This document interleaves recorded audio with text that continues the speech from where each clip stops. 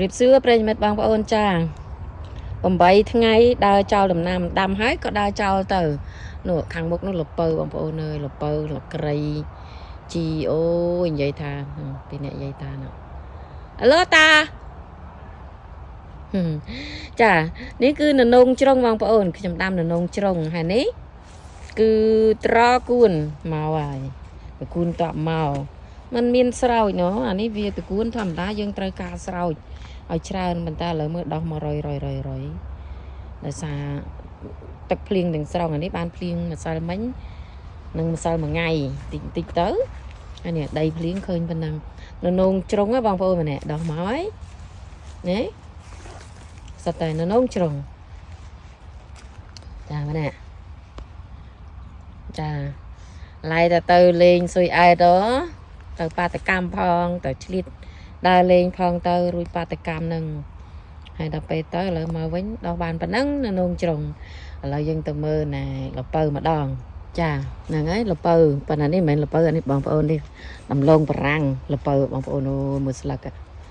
ម៉ែអូយមើលនេះមើលវីដល់កមើលស្លឹកប៉ុនយកកតុនេះផ្លែវាលពៅក្រហមមួយស្លឹកមើលនេះបងប្អូនល្អហួសហ្មងណា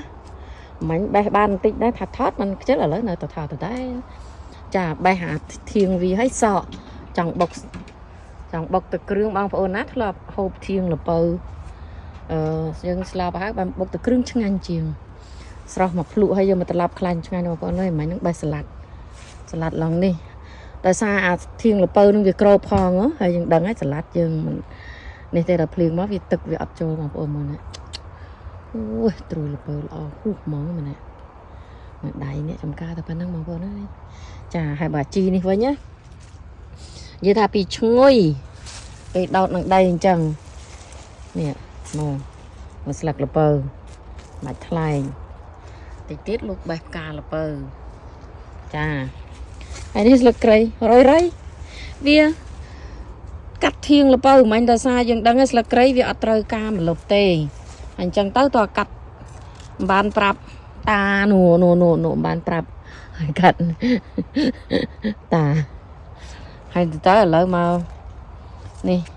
អានេះกระดาษខ្ញុំដាក់អញ្ចឹងទៅដើម្បីឲ្យវាជក់ទឹកដល់ពេលទៅវាស្រក់ហូរកាលវានៅក្តៅចាហើយនេះគឺដំឡូងបារាំងដាក់ដាំចោលឥឡូវអូល្អត្រុបត្រុលហ្មងហើយមិញហ្នឹងនេះបេះសាឡាត់ដល់វគ្គញ៉ាំហើយអាហ្នឹងធម្មជាតិសុទ្ធ